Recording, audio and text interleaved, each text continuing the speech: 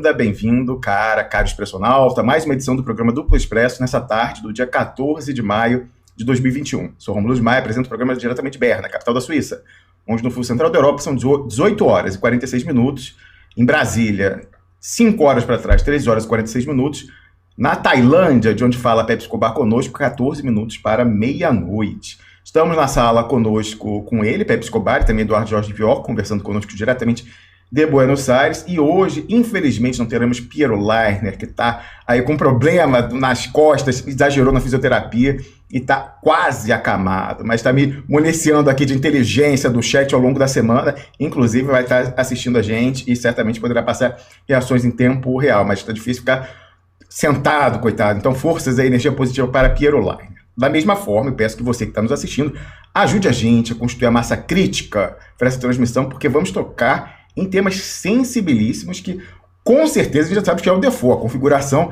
é para invisibilizar, desmonetizar, etc e tal. Inclusive, nessa semana, o YouTube começou a esconder até o botão para você que nos assiste por essa plataforma poder se tornar membro, fazer lá a contribuição de R$ 7,99 mensais. Sumiu. Teve uma reclamação pública, aparentemente funcionou, porque eu, pelo menos para mim, aparece agora a opção de tornar-me membro e tal do canal, mas enfim, as coisas estão apertando e é por isso que eu peço que você vá lá no Twitter, você que é de Twitter, vai lá, e Twitter, atenção, e você que aí assiste a gente no Twitter, tem estado fraco, não sei se vocês estão escondendo, os retweets também é possibilidade, mas tá fixado lá no topo do meu perfil, ó, Pepe Escobar 2 pontos, Estados Unidos decadentes. Os perigos imediatos. A gente sabe que toda vez que uma fera está acuada é quando ela fica mais perigosa, né? Então, a decadência em si aumenta no curto prazo o nível de virulência dessa máquina que está perdendo a razão de si. Vamos poder conversar sobre isso, inclusive sobre os reflexos disso na conflagração presente no Oriente Médio. Então vai lá, retweet e principalmente deixa um comentário aqui embaixo, marca uma galerinha. Idem Facebook, ó lá, isso aqui foi engraçado. Gente, depois vocês vão ver aí na imagem no replay. Semana passada, foi terça-feira, olha isso. O YouTube tá tão desesperado que eles fraudam até a contagem do número de comentários que são deixados nas transmissões do Duplo Expresso. Então, na última terça-feira, já tinha aqui uns 20 comentários, 10 minutos de comentário rolando, e o marcador de comentários do YouTube dava 0. Como assim, gente? Vocês estão apelando. Ajuda a gente a fazer a Big Tech passar vergonha. Então diga aí já no chat que você existe. Daqui a pouco eu mostro o marcador dando 0 pessoa assistindo, ninguém assistindo. E vai lá no Face, ó, no Face de onde o Pepe Escobar foi banido. Quero saber como é que tá essa história aí, se o Facebook já respondeu a notificação extrajudicial do ex-Jataires para que eles justificassem o banimento sumário inapelável de Pepe Escobar. Pois é, vai lá enquanto a gente é tolerado e compartilha, deixa seu comentário aqui, ó, tem 143 compartilhamentos, vamos tentar dobrar, triplicar essa meta, deixa um comentário, marca uma galera aqui. Mais do que nunca é importante, e lembrando, até o final, se cair essa transmissão no YouTube, onde nós estamos tentando fazer a escala, vá pro VK russo, porque lá o Vladimir Putin garante a transmissão até o final. Mais do que nunca, isso é importante. Então, primeiramente, vou passar para Pepe Escobar dar boa noite. A gente vai começar conversando com o Vior sobre Colômbia. Ele traz informações quentíssimas de uma fonte com interlocução com diferentes atores políticos lá relevantes, e a coisa está muito mais dramática do que você e eu poderíamos supor olhando o noticiário internacional. Informações exclusivas aí de uma entrevista que ele fez nessa semana na rádio. Já já ele conta pra gente e, na sequência, pulamos pro olho do furacão no Oriente Médio com Pepe Escobar. Pepe Escobar, boa quase madrugada, e abre o seu microfone. Olá, 0 expressionautas! Que maravilha, eu não estou falando com ninguém, não é lindo? É isso aí. Bom, vocês ninguém, aqui é o Bela Lugosi Not Yet Dead, porque eu morro daqui a 10 minutos, são 10 para meia-noite, né? Então, por enquanto, eu sou um morcego que não fala com ninguém, eu sou um morcego solitário apenas. É isso aí. Eduardo Jorge Vior, cientista político, boa tarde, bem-vindo mais uma vez ao Duplo Expresso. Quais são as notícias que chegam diretamente de Bogotá, na Colômbia? Abre seu microfone. Boa tarde, Rómulo, boa tarde, Pepe, boa tarde, expressionautas, eu sei que estão aí. Tem um registro, eles escrevem para mim no Facebook, então eles existem. Essa é a conclusão, existem. Rapaz, olha o número de comentários que são deixados depois do YouTube, porque não tem como esconder. Eles podem defraudar o número, mas esconder não tem como. Isso. Então, a Colômbia está pertinho de uma mudança histórica. Todo o processo de resistência, de movimentação popular das últimas 3 semanas tem, de um lado, enfraquecido muito o regime que governa o país já dos últimos 30 anos, com diversos governos, mas sempre o mesmo regime, ou seja, o narco-estado, o regime do narco, com apoio na Ndrangheta Calabresa, o Salvatore Mancuso, e aí na Colômbia ele liderou os paramilitares na primeira década do século, que me embora e voltou para a Colômbia com o governo de Duque. Isso é o elo a gente conhece, com o primeiro comando da capital, com Ndrangheta Calabresa, con a maçoneria britânica, com Bibi Netanyahu, com Dario Messar, é tudo uma sua rede liderada por Álvaro Uribe. Álvaro Uribe é o padrão junto à DEA americana, o padrão do mercado da droga na América Latina, é quem distribui, quem organiza, e quem distribui e organiza também uma facção muito importante da ultradireita. O grupo, a facção do Álvaro Uribe, pertence ao Horácio Cartes, pertence ao Maurício Macri, e vocês podem escolher no Brasil quem também pertence. Isso vou deixar para os amigos brasileiros. Podem escolher esse sim, outro não, esse sim, outro não, mas muitos pertencem e são liderados pelo Álvaro Uribe. Vamos lembrar, o exército colombiano é ainda mais poderoso do exército brasileiro. Isso já é muito dizer. O governo é o exército mais importante do continente, com experiência de combate de 60 anos. Então, é uma maquinária de guerra, além disso, os paramilitares, é todo um aparelho de dominação, de dominação muito forte. Mas o que aconteceu com as políticas neoliberais, que na Colômbia entraram muito tarde, entraram no início dos anos 90, a classe média enfraqueceu de um ano para outro, continuamente. Quando eles tiveram um processo de protestos e de passeatas na fim de 2019, ao mesmo tempo do Equador e do Chile, e o governo Duque prometeu fazer reformas, mas não tem feito nada.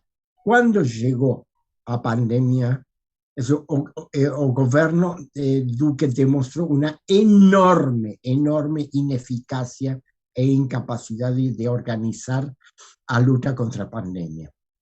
Não comprou vacinas até o último momento, não comprou insumos médicos. O sistema público de saúde na Colômbia é muito ruim. Então, todo esse processo de empobrecimento das classes médias e das classes populares, mortes pela pandemia, ineficácia do Estado, deslegitimou todo o discurso autoritário. Então, agora, quando isso começou com a intenção do governo de introduzir novas reformas sobre, como é que chamam, imposto sobre o valor, como é que chama em português? Cortou o seu sinal, Pior. Eu acho que você está falando do imposto sobre valor agregado? Sim, imposto valor agregado. Sim, no Brasil é o ICMS, não tem esse exatamente no Brasil, mas grosso modo ICMS e IPI, Imposto sobre Propriedade Intelectual, que é federal, e ICMS estadual. Esse imposto sobre produtos elementais cotidianos. Sim. Então, é a principal tributação sobre o consumo. Exato. Eso amplió a tributación sobre el consumo, sobre los bienes de consumo diarios, cotidianos. Entonces, eso generó la primera vez en la historia colombiana, una confluencia entre a movimentación de los sectores populares con la clase media, con la clase media urbana. Colombia es un país muy estamental, no tiene conformación de clases,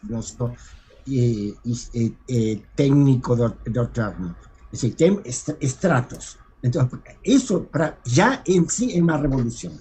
Ahora, ese proceso coincide con la asignatura de un llamado pacto histórico de muchos movimientos políticos y sociales de oposición, sob a lideranza de facto de Gustavo Petro, que ha sido candidato en la última elección, candidato do Polo Democrático en la última elección.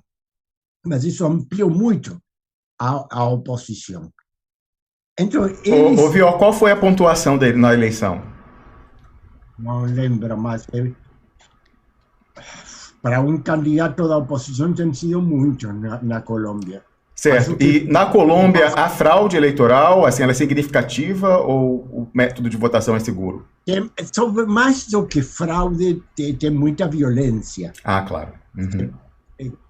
Tem muita violência na rua, violência contra candidatos. É muito difícil fazer campanha em Colômbia. Certo. E tem uma muito baixa participação eleitoral, normalmente. Ok. Normalmente. Já na última eleição tem sido mais alta, acho que passou 50%, mas em geral é muito baixa. Mas agora tem uma movimentação muito forte.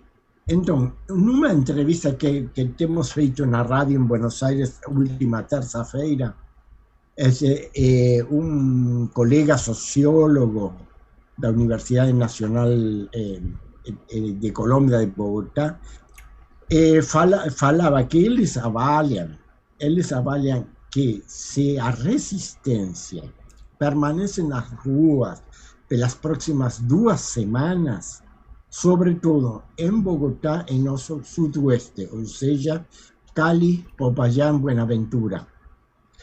Eles calculam que o governo Duque pode cair. Atenção, você que está nos ouvindo, hein? Eu fiquei estupefato quando eu vi isso. Pepe Escobar também ficou bastante surpreso agora quando a gente conversava em off. Então, se a resistência aguentar, não arrefecer nas próximas semanas, é possível que não só o governo pisque, não fazer concessões, não. É possível que o próprio governo colapse. Ontem tem sido afastada do governo a chanceler, a Cláudia Blum, uma mulher muito reacionária, diretamente vinculada a Uribe, pero direitinho, vinculada a Uribe. Acho que mais ministros vão deixar o governo. O problema é o governo está isolado. Certo. O governo Duque está isolado e tem também diferenças fortes com Uribe, que é seu padrão. Por quê? Porque Uribe quer ir para a ditadura direita, a ditadura de fronte. Mas nesse momento eles não têm o apoio americano. Os americanos não têm política, não sabem o que fazer, mas não querem ditadura. Claro.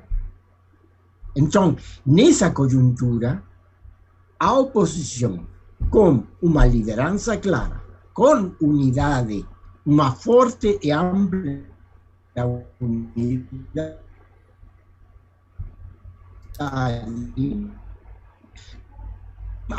alimentação deles.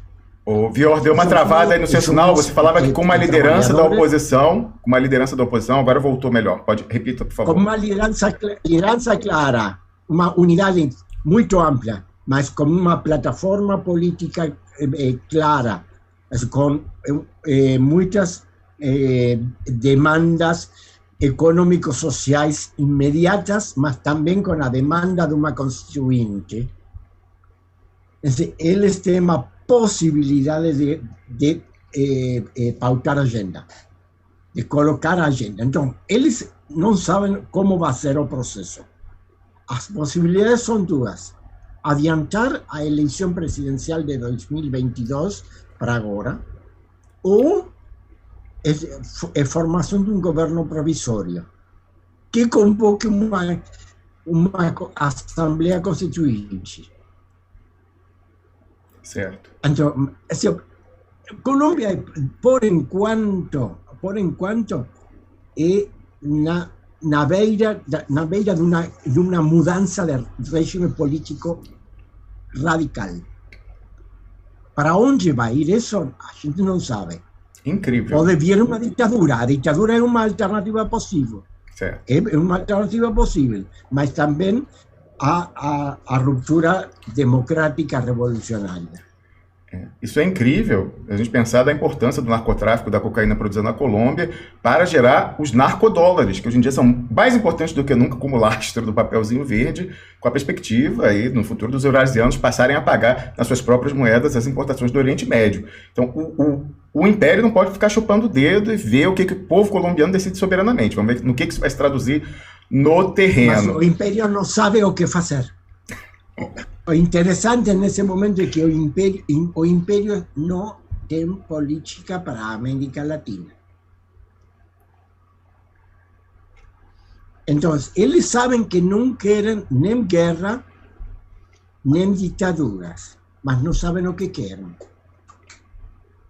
Certo. Foi importantíssimo esse seu resgate, falando do nexo, do mesmo grupo criminoso de Uribe, os traficantes, e você mencionou até o próprio Dario Messer, por quê? Isso aí é o avião que a gente vai pegar, o avião que a gente vai pegar diretamente para o Oriente Médio, porque o esquema do Dario Messer na tríplice fronteira brasileira e o doleiro não tem preconceitos, então o mesmo dinheiro, e dinheiro não tem carimbo, então que tem para político, autoridade, narcotráfico também enfim, toda aquela confusão daquela região, ali aquilo ajuda a financiar justamente o esquema da extrema-direita israelense. O irmão do Dario Messer, a gente já falou isso aqui, o irmão dele, que é nacional dos Estados Unidos e também é nacional de Israel, e publica em veículos da extrema-direita israelense em Israel artigos defendendo pura e simplesmente a anexação de Gaza e da faixa do West Bank, da Cisjordânia. Ele era o arrecadador, até pouco tempo atrás, e é o membro fundador, do esquema de arrecadação oficial, o Caixa 1 do Likud, nos Estados Unidos, a praça principal. No Caixa 2, muito presumivelmente, o seu irmão ajuda a gerenciar. Então, a família Messer é central nessa questão. E eu ia perguntar, Pepe, vou encaixando aí, talvez, nisso, que é o seguinte: a minha primeira leitura, quando eu vi esse acerramento e a indefinição política lá em Israel, é que o Benjamin Netanyahu estaria tentando reproduzir o que fez o Ariel Sharon para chegar ao poder lá nos anos 2000, que foi aquela história da visita dele lá a Al-Aqsa e tal, levando a segunda intifada. Então, seria mais uma demonstração daquela dinâmica de cismogênese, quando você tem uma conflagração, os dois extremos, cada um para o seu público, se fortalecem. Então, seria uma forma dele conseguir sair dessa indefinição eleitoral, falando, olha, só eu consigo, aqui, seu fiador da segurança, etc. Então, ele precisaria de que o perigo ficasse mais concreto. Não sei se está correto, queria ouvir a sua leitura sobre isso. Então, mas lembrando, tudo que está sendo discutido lá em Israel tem impacto direto na gente, porque os esquemas de arrecadação da América Latina são que financiam lá. Então, precisamos prestar muita atenção a isso, até para o nosso dia a dia político. Pepe Escobar. Oh, shit. As interjeições do Pepe são as melhores. Isso foi para começar. Isso foi um aperitivo.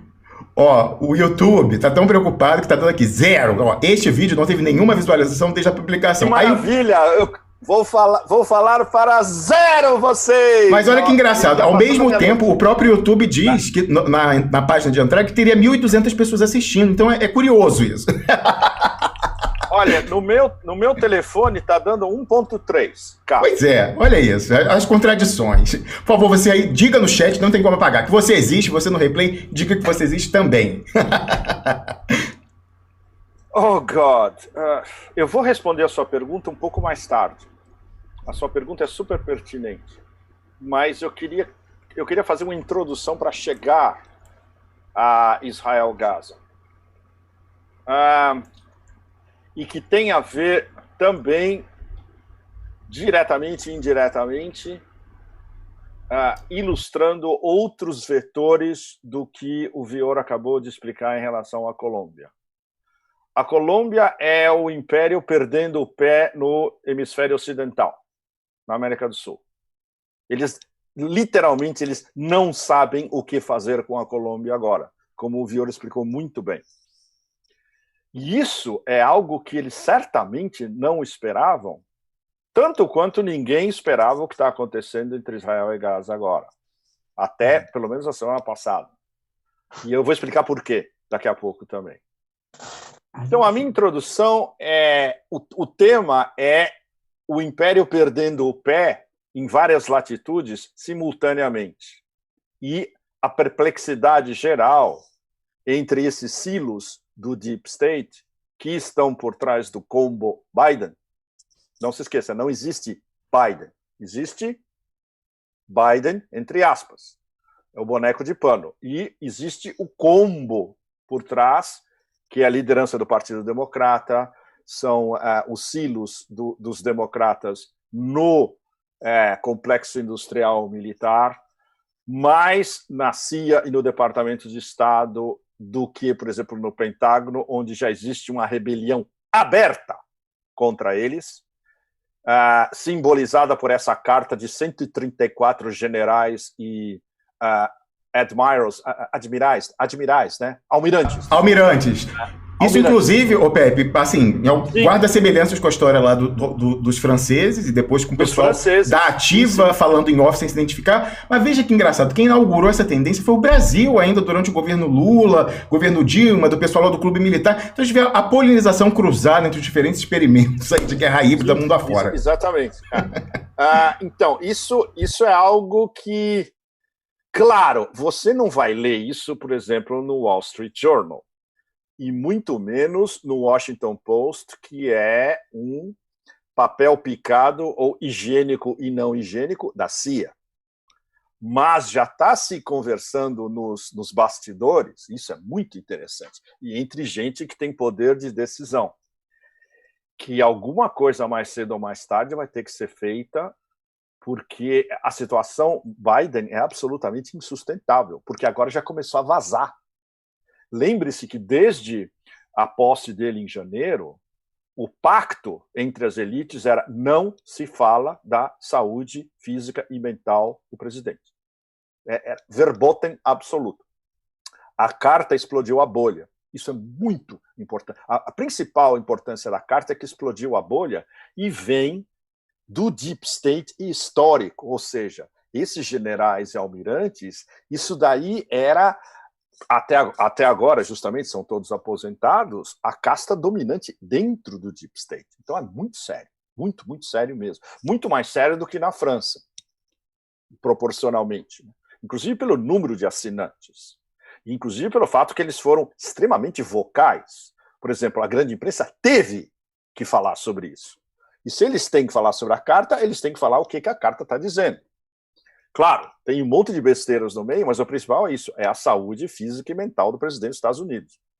Isso é o X da questão, né? Bom, então, Pepe, só uma observação, no plano internacional, essa bolha tinha sido estourada pelo Vladimir Putin. Vamos lembrar que quando o Biden, lá, ouvindo o teleprompter, chamou de assassino, o Putin no início falou, olha, primeiramente eu quero de todo o coração, com toda a sinceridade, desejar saúde ao Biden. Exatamente. Não, isso é maravilhoso, porque com uma mensagem indireta como essa, nossa, ele é entendido pelo Sul Global inteiro, como o Sul Global entendeu o que era, e até por tontos americanos literais, né? Bom, Pepe, diga. Eu nem cheguei ainda ainda estou nos prolegômenos dos prolegômenos. Para na sua direção. Tem o outro episódio o episódio sobre o ataque cibernético contra o gasoduto, o Colonial. O Colonial. O presidente Biden fala: ainda não temos comprovação de onde chegou, e a gente aqui. Travou o sinal lá do Vior. Travou de novo. É o Deep State mandando um pulso eletromagnético para Buenos Aires. Repete aí, Vior. Você falava do lado do Colonial Pipeline, a sabotagem, que eles falam não dá para saber, né? Tem uma hesitação se é russo, não é russo, falou que talvez não tenha sido. Sim, e a gente aqui, a voceira da Casa Branca, falou: a Rússia atacou e é culpável. Ontem, o presidente, mais uma vez, falar, ainda não sabemos quem tem sido. Ou seja, ele está procurando se defender, mas é a sua voceira quem governa. A porta-voz. E tudo leva a crer que o resgate foi pago, né? O pessoal pagou lá o ransomware para os hackers, assim, uma piscada mais um sinal de dramática. A resposta da presidência é mais um sinal de debilidade. Total. Na verdade, essa presidência só é apoiada pela liderança do Partido Democrata e por esses pequenos silos espalhados pelo Deep State. Eles já perderam uma audiência-chave, né? O Congresso e o Senado são completamente divididos, é praticamente 50-50. Ou seja, eles não vão nem conseguir passar certas coisas super importantes pelo Senado, mesmo com o voto extra da Kamala Harris, pode ter defecções, inclusive de alguns democratas. Ou seja, essa preparação lenta, gradual e insegura de Kamala pode ser acelerada nos próximos meses, né? Seria uma maneira de apaziguar todas essas facções. O que seria pior ainda, porque Kamala, a base eleitoral e de capital político da Kamala é menos de zero, inclusive de onde ela vem, na Califórnia. É literalmente menos de zero. No Congresso e no Senado é baixíssimo também. E em termos de opinião pública, ela não existe, ela só existe para os wokes. Então vai ser a presidente woke por definição. Era melhor botar ela para ficar apitando o jogo da NBA, entende? Não faz o menor sentido. Bom, vamos voltar ao principal. A erosão do império nas diversas latitudes.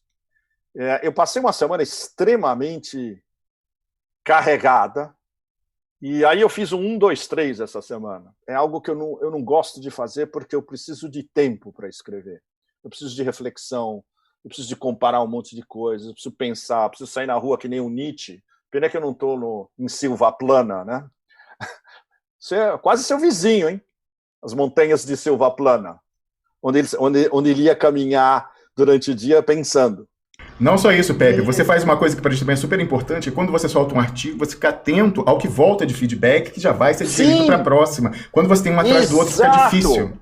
Claro, os meus leitores me inspiram. Eu presto muita atenção aos leitores muito bem informados. Eu tenho um grupo de leitores ultra barra pesada de bem informados. Eles me inspiram o tempo todo. Os diálogos que eu tenho com os meus amigos analistas, agora virou o papo de todo domingo com o Alistair. A gente fica, às vezes, até 2 horas no Skype conversando sobre tudo, né? Batendo bola, jogo de tênis, literalmente. Tudo isso é o pessoal do o pessoal do ex-Deep State que vive me mandando coisa o tempo todo. Uma delas virou uma das colunas essa semana. E involuntariamente, a história é muito interessante. O Kissinger foi na Fundação McCain no começo do mês, fez uma palestra naquele think tank do Arizona, né, da Fundação McCain. Enquanto você está falando, eu vou botando na tela aqui a publicação lá no Seeker, eu vou colocar no chat o link também. O Seeker, imagina, Deus, parece que tem 100 comentários até agora, pelo menos, comentários ultra precisos, né?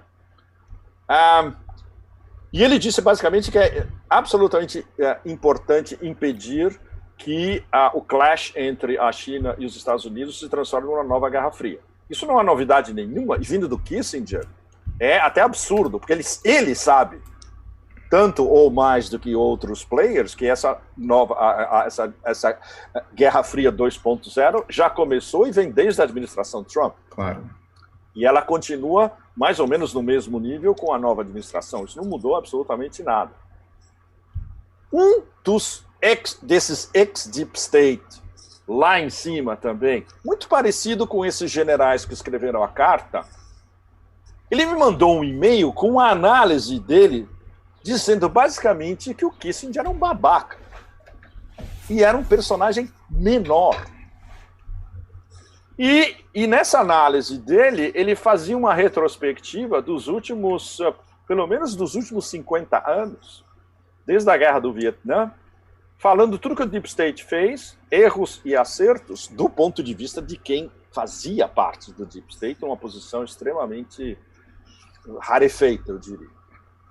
O Pepe, o que eu achei mais sensacional desse depoimento que ele te deu foi o seguinte: muito se fala daquela história que ele até repete ali, da ficção do Star Wars ser usada para levar ao colapso financeiro. Sim. Mas é interessante ele falar ali também daquela questão de militarizar ao máximo a longuíssima fronteira União Soviética-Rússia, né, porque tem toda a logística, todo o custo de logística para manter aquele pessoal ali como mais um peso financeiro importante para levar ao colapso. Como mais um peso financeiro, ou seja, no caso do Afeganistão, ele cita o caso do Afeganistão, que tinha 100 mil tropas, na época, manter 100 mil tropas num país extremamente complexo, de geologia complexa, de logística nula, você tinha que levar toda a infraestrutura.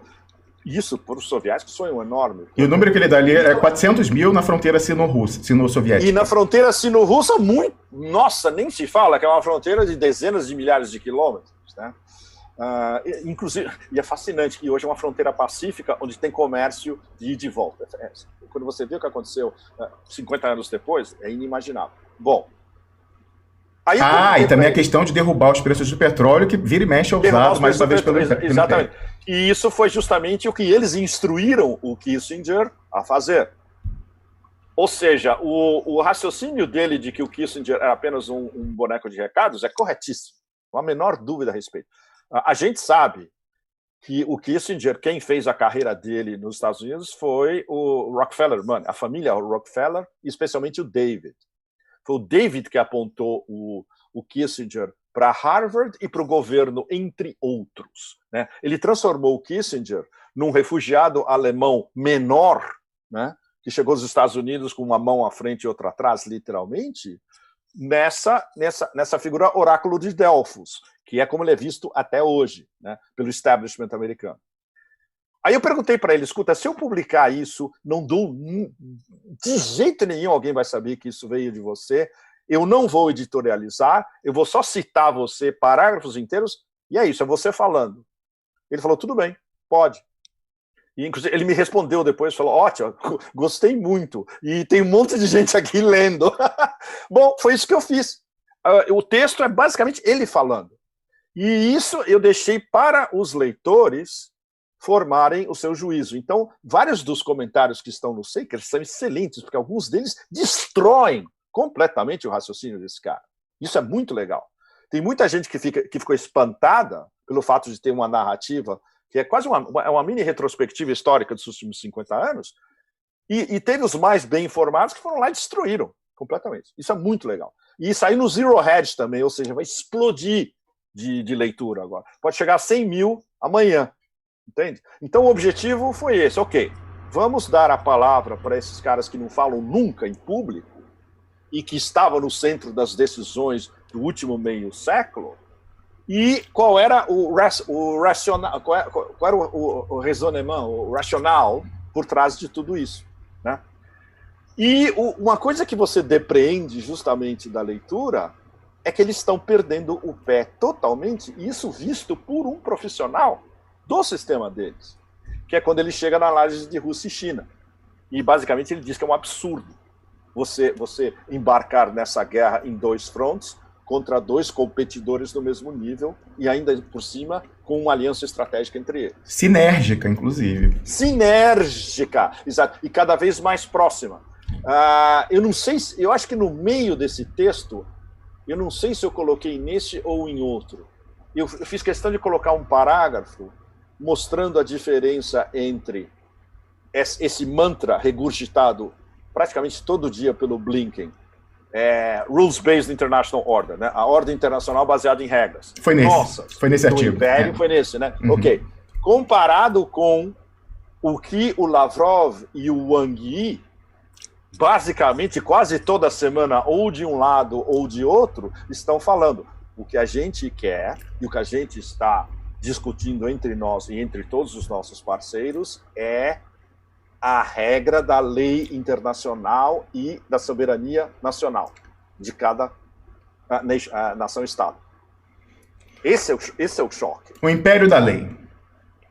Exatamente, esse é o choque. É o verdadeiro império da lei e não a situação internacional baseada em regras que nós, unilateralmente, império, decretamos. Claro. E se você não respeita, você sabe o que acontece. Câmbio de regime, bomba, guerra financeira, guerra híbrida. Ou seja, tudo isso que a gente está acostumado. Você sabe, Pepe, que a administração Trump teve um sentido pedagógico muito importante para rasgar com esse véu que eles usavam de Rules-Based System, como, por exemplo, estamos perdendo o comércio internacional, então tem mais OMC, não, é sobretaxa, não sei o que. Então, aquele aspecto iconoclasta do Trump, macaco na loja de louça, foi importante para acabar com essa ficção, que sempre foi. Obviamente, se usava essa forma de decisão, igualdade de peso entre os países, formalmente não, mostrou ali que a coisa agora pode ficar mais fácil ainda para o sul global mostrar esse tipo de manipulação, inclusive nesse momento. Manipulação, sim. Bom, a outra coluna já é uma ilustração gráfica de uma das vertentes do Império atualmente, que é a vertente, digamos, é difícil traduzir para o português de um jeito tempo, take the money and run, né? Pega o dinheiro e vai embora. Que é o que aconteceu no diálogo? Não, né? No monólogo do Blinken, quando ele foi visitar Kiev na semana passada. E teve aquela famosa reunião a portas fechadas, onde estava Zelensky, 2 ou 3 ministros ucranianos, Blinken, Victoria Nuland e o resto da delegação americana. Devia ter uns 4 ou 5 americanos na sala também. Vazou. Esse é o problema. Quando vazou, é um problema enorme. Você não pode publicar isso como um smoking gun. Você não pode publicar isso como um simples leak. Eu passei o X da questão antes por 2 ou 3 caras de Intel e falei, o que vocês acham? Tem credibilidade esse negócio? Eles falaram, sem dúvida. É claro que você não vai poder atribuir, você só vai poder falar que foi um leak, mas é absolutamente plausível de A a Z. Tá aí na tela, Pepe, é o seu outro artigo, Pictures of a Ukrainian Dream. Fragmentos do sonho ucraniano dos Estados Unidos. Do sonho ucraniano, exatamente. Aí eu construí como se fosse uma espécie de fábula. Porque, inclusive, um dos X da questão, eu jamais poderia publicar abertamente do jeito que veio o leak. E isso, se vocês forem bons entendedores, vocês vão saber onde está. É quando eu falo de interesses estrangeiros. Porque o leak dizia exatamente quais são esses interesses estrangeiros. E isso é impublicável. Se eu publicasse isso, eu ia virar presunto num filme do Scorsese. Com o Joe Pesci do Império cortando a minha goela. Então você tem que saber os seus limites. Né? Claro. Aí eu transformei isso eu abri com Lucy in the Sky with Diamonds, dos Beatles, para dar um clima psicodélico de um sonho, não sei o quê. E no meio do sonho aparece essa história. E aí você conta a história e depois volta pro sonho. O X da questão é extremamente barra pesada, porque sabe aquela linda estátua que me vem à cabeça o tempo todo? O Rapto das Sabinas, do Giambologna, que está em Firenze. Está embaixo da Loggia, em Firenze, na Piazza della Signoria. É uma das estátuas do Renascimento mais espetaculares de todas. O Rapto das Sabinas hoje, o do Rapto do Império, é o rapto de países que passam por revoluções coloridas. Quando eles ainda podem fazer o rapto. Por exemplo, eles tentaram Hong Kong, não deu certo. Tentaram o Quirguistão 2 vezes e meia. não deu certo. Tentaram a Geórgia, não deu certo, não tem o que rapinar na Geórgia. Tentaram a Ucrânia, também não deu certo porque é um país falido. Está devendo para o FMI, precisa de um outro empréstimo, não tem como pagar o anterior, o nível de vida comparado com o Maidan em 2014 despencou completamente, é o protótipo do Estado falido. O que o Império, o que provocou o câmbio de regime, qual é o plano B? Pegar tudo que eles puderem e ir embora. E deixa os caras chafurdando na lama eterna, literalmente. E foi isso que o Blinken, com todas as letras, disse para o Zelensky. Entre outras coisas que vocês vão achar no texto. Imunidade legal absoluta para todos os ativos americanos. A restituição do ex-presidente da Naftogás, que era um ativo americano, de volta ao seu posto. O Zelensky passou 6 meses tentando espirrar esse cara fora. Agora vai ter que botar ele de volta. Tudo que pertence aos oligarcas ucranianos tem que ser transferido para os famosos interesses estrangeiros. Ou seja, ele leu para o Zelensky o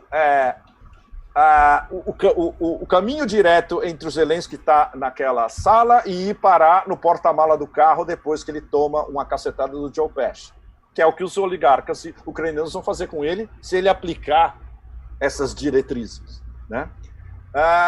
Fundamental, não peça mais para entrar na OTAN, porque não vai rolar.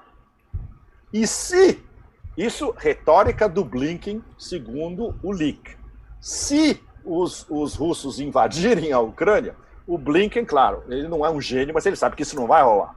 Mas no raciocínio dele estava delineado isso. Se a Rússia invadir a Ucrânia, vocês podem contar com o nosso apoio político e diplomático, mas não militar. Ou seja, ele destruiu toda a narrativa que o Zelensky vinha montando, que a gente já discutiu aqui nas lives anteriores, nas últimas semanas, nos últimos 2 meses pelo menos, de uma possível blitzkrieg para retomar o Donbass inteiro, aquela declaração presidencial dizendo que o objetivo deles era recuperar a Crimeia. Isso tudo a gente já discutiu, vocês todos devem lembrar de tudo isso. Está nas lives anteriores registrado. Então. Acabou, morreu. Ou seja, qual é a nova narrativa? Tudo que a gente puder, a gente acaçapa agora e depois a gente vai embora. E depois, o que acontecer depois, tudo bem. A gente vai ter sempre a possibilidade de voltar a hora que quiser, dependendo do próximo governo, aí dependendo do nível de subserviência, a gente pode tentar começar a conversar sobre OTAN de novo, etc. e tal. Mas isso que está aí, é isso. Vocês dão tudo que a gente quer. Ou a gente abandona vocês de vez. Virem-se. Né? Então, essa é a vertente do Império, rapto e, especialmente, plunder, como é que chama? Rapina de ativos naturais, de natural resources, de riquezas naturais. Certo. Né? Aí tem a outra vertente, que é o Afeganistão, que foi uma guerra longa, quente, 20 anos, 2 trilhões de dólares, destruiu ainda mais um país que já estava destruído, nas palavras do próprio Donald Rumsfeld, antes da invasão do Iraque, quando Donald Rumsfeld, entre setembro e outubro de 2001, falou: escuta, não tem mais nada para bombardear no Afeganistão, nós temos que ir para um lugar onde funcione, então vamos para o Iraque. Ou seja, tudo isso depois de 20 anos, o que sobra para o Império? A não retirada, por quê? Porque é um país extremamente estratégico. Está entre a Ásia Central, o sul da Ásia, e é um posto de observação ideal para observar as 3 ameaças à segurança nacional: Rússia, China e Irã. Ou seja, do ponto de vista do Deep State, nunca eles vão embora do Afeganistão. O que vai acontecer depois do 11 de setembro, que é a nova data, né? E que a gente não sabe ainda as repercussões da ofensiva de primavera dos talibãs, que começou batendo de todos os lados. Eles estão, para vocês terem uma ideia, os talibãs estão a 30 quilômetros de Cabul. Literalmente. Os talibãs estão a meia hora de Cabul de táxi. Ou seja, eles podem chegar a Cabul a qualquer momento. Se eles quiserem tomar Cabul, eles tomam. Porque não tem. Imagina, tem Bagram. Os americanos ainda... Bagram é uma base gigantesca. Os americanos estão lá ainda, mas eles estão se retirando, eles estão num processo de retirada. Ou seja, quem está em Bagram são mercenários, basicamente. Se os talibãs armam um exército com uma certa credibilidade, entre 10 e 15 mil, eles podem tomar Bagram também, infiltrados e usando os quinta colunas deles, que trabalham na base, né? Afegãos, pashtuns, que trabalham na base de Bagram, que podem facilitar a entrada. Okay? Eles não querem, porque eles estão esperando justamente o momento Saigon. Qual é o momento Saigon na cabeça dos talibãs? Saigon 1975. Vai ser o 11 de setembro. E aí depois eles podem tomar como eles quiserem o governo, ou até não, ou até tá bom, nós queremos a participação direta e vai ser nos nossos termos, que é o que estava sendo discutido em Doha,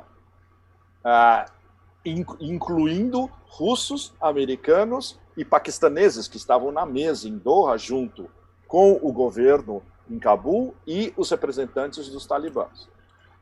Pepe, uma pergunta. O serviço secreto paquistanês continua tendo a mesma ascendência de antes nos talibãs? Ou tá sim, essa é uma ótima pergunta, porque para te responder essa tua pergunta 100%, eu tinha que estar no terreno, que é o que a gente não pode.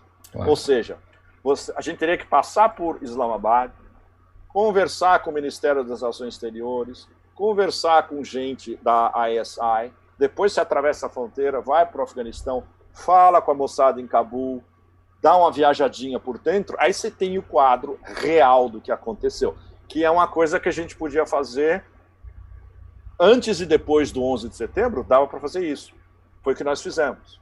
Hoje é impossível. Claro. Não tem, bom, além do fator Covid, evidentemente. Então, os paquistaneses estão no momento, por um lado, não é contenção, por um lado, mais ou menos domesticados pelos russos, porque eles são membros da Organização de Cooperação de Xangai. Qual é o master plan da Organização de Cooperação de Xangai para o Afeganistão? Nós temos que sair com uma solução. Nós significa todos os membros, que inclui 5 dos principais players: Rússia, China, Índia e Paquistão. 4, desculpa. E mais 2, Rússia, China, Índia e Paquistão, exatamente, além dos Central Asians, né? E os 2 observadores principais, 3, inclusive, se a gente colocar a Turquia. Irã, Afeganistão e Turquia são observadores. Então, juntando todos esses players, você consegue uma solução consensual, possível, diplomática, para o Afeganistão, e sem interferência dos Yankees. Isso é o que eles estão discutindo já. Nossa, essa discussão já vem de 3 ou 4 anos, para vocês terem uma ideia, rolando. Doha foi um capítulo nisso. Mas Doha tinha um problema, porque os americanos estavam na mesa também. Então,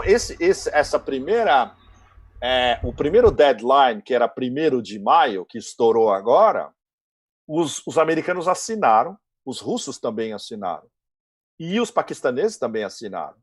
Todo mundo devia saber que isso não ia ser respeitado, porque o que aconteceu? Os Estados Unidos, que nunca respeitam um acordo, não respeitaram.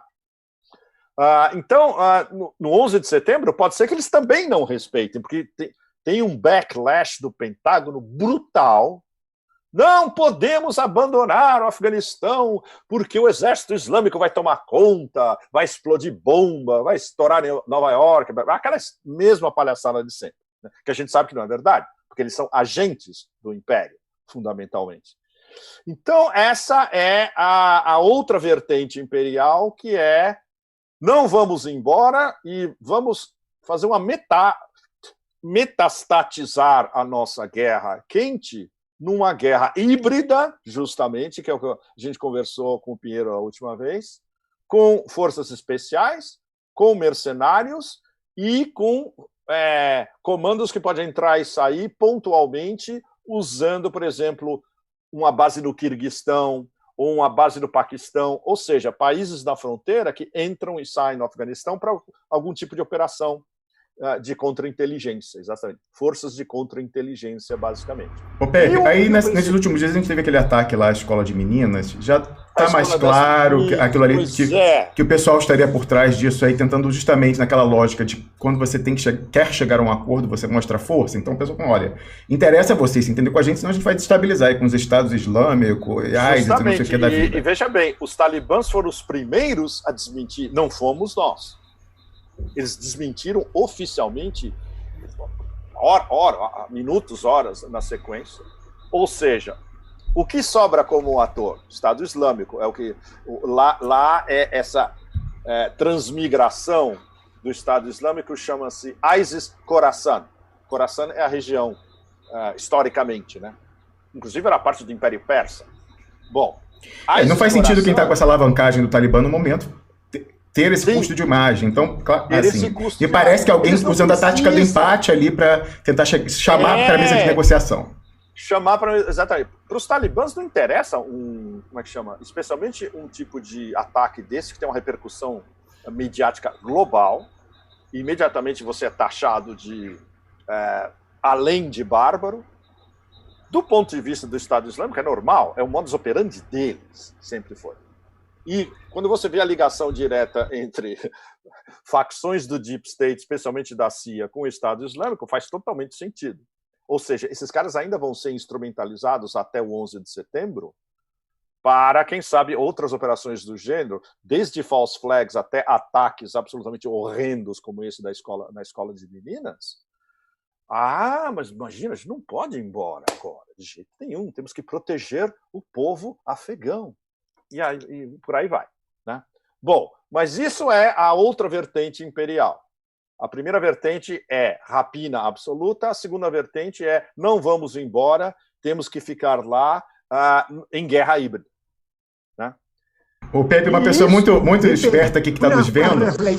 Só uma observação, Viório, eu passo para você a pergunta. Uma pessoa relevante aqui que está nos assistindo falou o seguinte, ó. Bom, isso aí que o Pepe descreveu, então o pessoal chega lá com a lista do que tem se entregue na Ucrânia e também no Afeganistão, são versões locais do Umbrella Deal, o acordo guarda-chuva lá, que listou os ativos do Brasil que tinham que ser entregues. Então, a universalização do Umbrella Deal.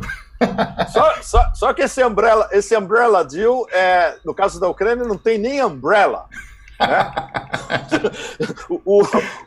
O Zelensky está no meio da tempestade caindo na cabeça dele, não tem umbrella nenhuma. E tem que entregar literalmente tudo. No caso do Brasil, acho que tem algumas coisas que o Brasil poderia até ficar com, no caso do Umbrella Deal. Na Ucrânia, não. Eles ficam com literalmente zero, nada. Pior quer falar. Sim, você lembrou para mim, pelas leituras da história, uma situação muito similar à situação da França no final da Guerra da Algéria. Quando a OAS jogava para o golpe de Estado, com os atentados. Isso coincidiria, daria para pensar numa manobra com o pivote Afeganistão de quase golpe de Estado nos Estados Unidos. Uma situação de muita violência no Afeganistão. O exército que reclama não podemos deixar os irmãos afegãos sozinhos. O Biden que resiste, porque ele, pobrecinho, procura resistir às pressões. Então, os militares que falam, não, então você não pode e a Câmara é muito fraca. Sim.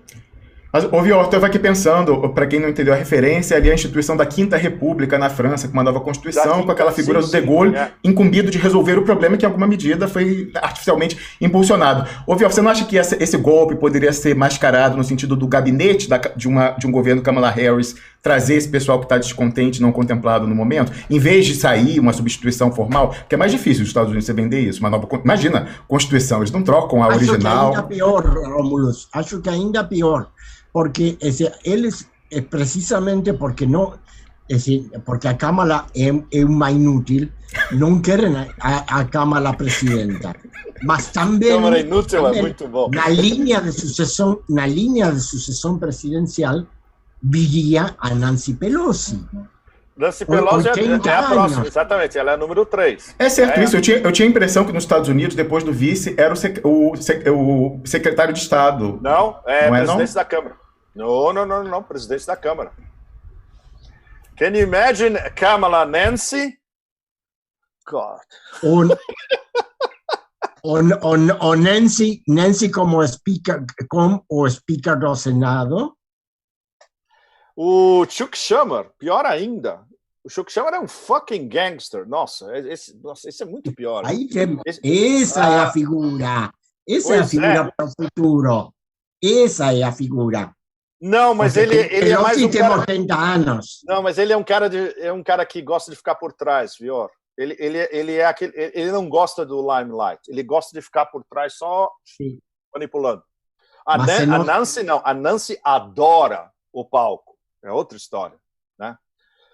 Bom, então, resumindo, a gente viu essas duas vertentes do Império perdendo o pé, literalmente imperial, né, em torno da Eurásia, e as duas estratégias que eles usam simultaneamente, que é a rapina absoluta num país extremamente indefeso, como a Ucrânia, e totalmente dependente, e no caso de um país onde eles estavam envolvidos numa guerra quente durante 20 anos, que temos que manter o nosso base avançada, base experimental, lily-pad, tem toda uma terminologia do Pentágono para dizer o que eles vão ter, como é que chama? Células que vão continuar no Afeganistão, seja como for, né?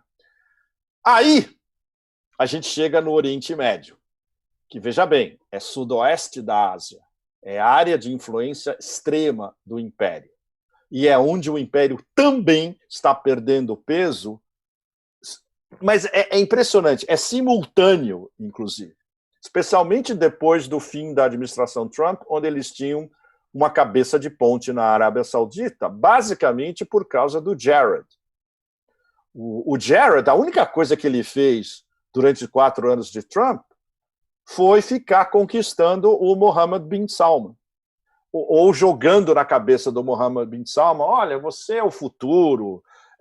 projeto Arábia Saudita 2030, nós vamos trazer todo mundo aqui, todo mundo vai botar um monte de dinheiro no seu projeto, o Steven Schwarzman, o Larry Fink, todo mundo. Você é bárbaro. E o Mohammed bin Salman comprou essa história, aquele ego inflado, etc. e tal, que inclusive o fez se livrar de uma acusação de assassinato, e isso tendo a CIA contra, né? Esse é um exemplo de primeiro plano da dossecracia transnacional. Aquela história, quem puxa o rabo leva o contrato. Isso aí está guardadinho para ser operado. Exatamente. Porra, ele, na frente do planeta inteiro, ele corta a cabeça de um agente da CIA de alto escalão, porque o Khashoggi trabalhava para missões especiais da CIA. E não é por acaso que ele era colunista do Washington Post. É a mesma coisa.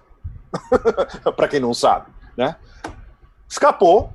Evidentemente, porque o Departamento de Justiça sob a administração de Trump jamais ia fazer alguma coisa contra o Mohammed bin Salman. O problema é que os Houthis tinham outras ideias. E por que os Houthis tinham outras ideias? Porque o general Soleimani tinha ensinado a eles ter outras ideias. E aí a gente entra no eixo da resistência, que foi se solidificando aos poucos, mas inexoravelmente, durante toda a administração Trump. Irã, passando por Bagdá, as milícias, a redes de mobilização popular, PMUs, né? Incluindo os meus amigos do Hashd al-Shaabi, onde eu sou invitado honorário, com muita honra, Síria, por razões óbvias, e Hezbollah. E, na surdina, a resistência em Gaza. Então, essa que é a história mais extraordinária. Bom, tem 2 instâncias dessa história que são extremamente importantes. Um pronunciamento dos guardas revolucionários, anteontem, aberto, saiu na imprensa iraniana, saiu para quem quisesse reportar, eles falando diretamente, comandante do IRGC lá de cima, que o apoio deles à resistência palestina, a partir de agora, ia ser muito mais poderoso, literalmente. O que nós todos interpretamos como armas. Sem dúvida. No mesmo dia, o que diz o chefe militar do Hamas? Olha, por enquanto a gente está se livrando de todos os foguetinhos que a gente tem por aqui, mas o que realmente interessa nós não soltamos ainda. E aí é explícito. Armas. Então, o que a gente está discutindo a semana inteira, ok, o que eles têm e aonde está? Atenção, Pepe, você está falando coisas sensibilíssimas, então mais um aviso. Sim, embora super internamente o bicho aqui me diga que tem zero, mas na página principal do YouTube está dizendo que tem mais de 2.100, eles próprios. Então, se em algum momento... O meu aqui está dando 2.100. Pois é, se em algum momento esse sinal cair no YouTube, vai lá para duploexpresso.com, a postagem está com a janelinha integrada do VK, tendo você o conta ou não. Então, nós iremos até o fim, cortesia de Vladimir Putin. Pode falar Hamas, Hezbollah, Guarda Revolucionária do Irã, não tem problema nenhum. Caindo aqui, vamos para lá imediatamente. Isso, Pepe, uma pergunta sobre essa questão, né, fantástica. Diga. Da nova dos foguetes chegando a Tel Aviv, e essa suposição ou alusão a uma coisa pior ainda na mão do pessoal da faixa de Gaza. Cara, qual é a logística desse negócio? Com bloqueio naval e ali o subterrâneo, alguém traiu assim, o acordo que foi o Egito. Por onde está passando esse negócio? Exatamente. Isso é algo que nenhum de nós ainda conseguiu estabelecer. Assumir, e tem um detalhe muito importante. Digamos que eles tenham mísseis de cruzeiro. Digamos.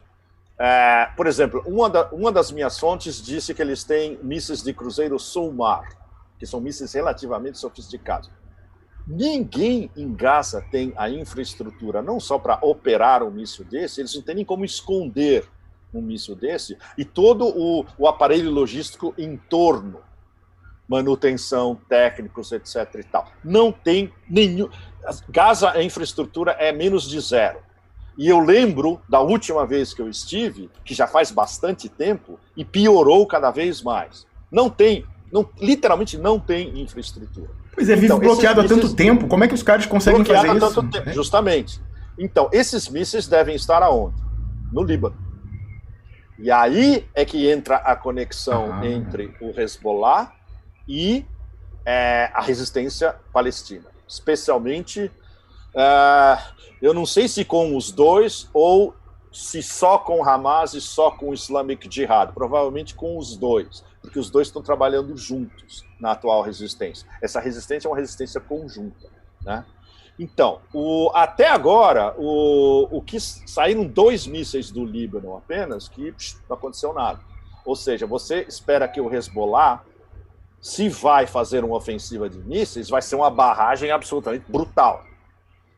Eles mesmos, e isso não é segredo para ninguém, que se conversa abertamente no eixo da resistência, que o Hezbollah teria 300 mil mísseis armazenados. Não é impossível.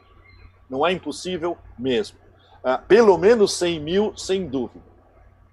Quando eu estive lá no setembro de 2019, a última vez que eu estive lá, e a gente foi na tríplice fronteira, nós somos na fronteira entre Líbano, Palestina ocupada e as montanhas da Síria. A gente passou um dia inteiro nessa fronteira. Inclusive, foi a primeira vez que eu vi completamente embasbacado, e as pessoas, nós todos, porque nós não tínhamos visto, o muro state of the art separando o sul do Líbano da Palestina ocupada. Foi um muro que eles construíram que acabaram, justamente, eles estavam acabando de construir o muro naquela época, setembro, outubro de 2019, e adivinha quem estava dando a proteção para a construção do muro? As Nações Unidas. Você acredita nisso? Aquela força das Nações Unidas no Líbano, UNIFIL, né? UNIFIL. A UNIFIL estava protegendo a construção da porra do muro. Negócio absolutamente... Bom, tudo ali é inacreditável, né? Bom, então, hoje, por exemplo, eu estava recebendo aqui de um canal do Telegrama libanês, chama Lebanese News and Update. Eu estou olhando eles aqui agora o tempo. Eles acabaram de botar um negócio sobre a Unifil agora. Olha que coincidência. Eles dizendo, um civil libanês foi morto na Blue Line de Kaferkila, no sul do Líbano. Pois é, eu passei nesse lugar em setembro de 2019. É nessa fronteira. É nessa fronteira sul do Líbano com Palestina ocupada. E está cheio... Deixa eu completar a informação. Espera só um minuto, 30 segundos. O pessoal do Hezbollah que eu conversei on the spot, ali mesmo, eles falaram, você não faz ideia o que tem aqui. Tudo isso aqui tem túneis, tudo que você pode imaginar de armamento está escondido por aqui. Cada casa dessa que você vê está armada até os dentes. E é por isso que os israelenses não tentam, eles nem pensam em tentar alguma coisa de invadir essa fronteira de novo, como eles fizeram em 2006, que eles vão tomar uma cacetada absolutamente inominável. E lá está entupido de mísseis. Então, é possível que dessa região, que é está literalmente do lado da Palestina ocupada, possa sair uma barragem de mísseis controladas pelo Hezbollah. Mas o Hezbollah não quer se envolver diretamente, porque ele sabe que a resposta israelense ia ser um negócio absolutamente brutal também, e as vítimas iam ser todas civis, porque quem mora nessa fronteira, mesmo espaçada, tem vilarejos de relativamente, 5 a 10 mil pessoas, pelo menos. E tem do lado tem fazendinhas espaçadas também, só civis. Imagina, essas pessoas iam ser as primeiras vítimas de uma resposta israelense. Então, não interessa ao Hezbollah provocar os israelenses a esse ponto. Agora, você chegar ao chefe militar do Hamas e dizer explicitamente, em público, abertamente, sabendo que o mundo islâmico inteiro está prestando atenção no que ele fala, dizendo, olha, a gente tem coisa aqui que nós não soltamos, é isso que a gente está tentando saber. Mas onde está e o que é? E isso ninguém tem resposta até agora. A hipótese de blefe é descartada totalmente. Olha, eu acho difícil, Rômulo, tendo em vista a conjuntura extremamente delicada e tendo em vista o fato de que, se for um blefe, vai ser cobrado pela lens of Islam inteira. Imagina, você fala que você tem coisa para retaliar e não acontece nada, você está mentindo. Ou seja, eles não podem perder a face desse jeito. Não sendo blefe, é uma tentativa de dissuasão. Então, Israel ainda ter demorado para fazer o ataque devastador aéreo, talvez seja um sinal de que os israelenses acreditaram na... E foi bom você ter tocado nesse ponto. Sabe por que eu acho que os israelenses acreditaram? Veja bem, eles não invadiram Gaza. Por quê? Eles têm medo. Não tem outra resposta. Eles têm medo. Não só de snipers palestinos em cada esquina, e isso, você manda até tropas especiais. Os snipers palestinos, eles aprenderam tudo dos snipers iraquianos, dos snipers sírios, etc. e tal.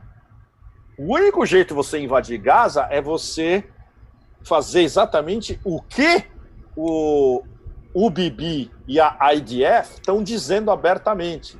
We're going to clear Gaza. Clear quer dizer um massacre.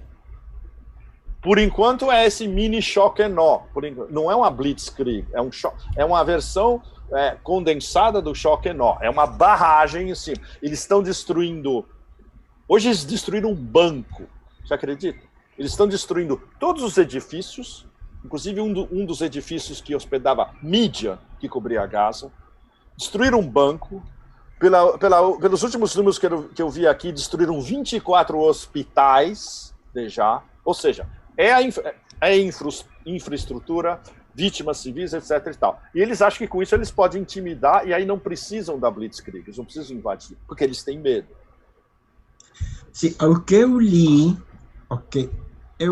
é que a inteligência israelense, melhor, o alto mando israelense... Você está falando, peraí, quem? IDF ou Mossad? Ou o gabinete do Bibi? IDF. Tá bom. Okay. Último domingo, na reunião do Gabinete de Segurança, o alto mando do IDF confiou que a Hamas não atacaria. E tanto a Mossad como o Shin Bet falaram que sim, que eles tinham dados de um próximo ataque de Hamas e de Jihad Islâmica. Mas o governo, o Bibi Netanyahu, na situação de crise política, decidiu pegar a decisão sozinho, sem consulta. Claro, porque a salvação dele, né, Fio? Ele está apostando numa salvação política de ter uma blitzkrieg ou um choque rápido, que ele pode vender como uma vitória, e aí o capacita para ganhar a quinta eleição. Essa a estratégia dele é isso, em duas frases. Nesse sentido, voltando àquela pergunta... voltando àquela pergunta, talvez esses foguetes tenham ido parar em Gaza com uma vista grossa de Israel para permitir e depois poder capitalizar isso politicamente, o esquema do Benjamin Netanyahu? Eu prefiro não especular. Isso é especulação, Romulo. Sinceramente, a gente está lidando com dados...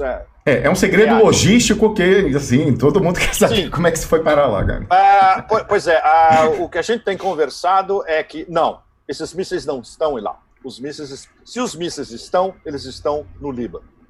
Porque não há a menor infraestrutura para apoiar esses... Bom, primeiro que esses mísseis seriam descobertos de cara pela inteligência israelense. Então não estão lá. Eles podem ter outras coisas que a gente não sabe. E que eles não especificaram e nenhum de nós sabe até agora.